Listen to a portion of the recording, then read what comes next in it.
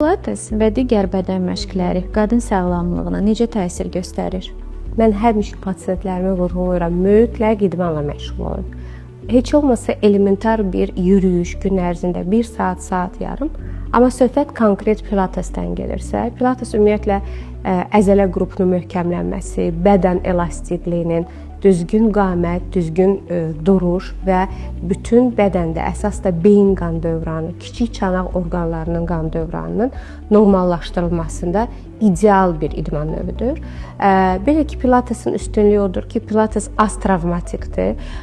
Pilates, məsələn, qadınlarda hərəkətlər kiçik çanaq orqanlarına yönəlik qan dövranının bərpası və bu da hormonal fonun tənzimlənməsi və ən əsası vurğulayardım ki, pilates hamiləlikdə tamamilə zərərsizdir. Tamamilə zərərsizdir.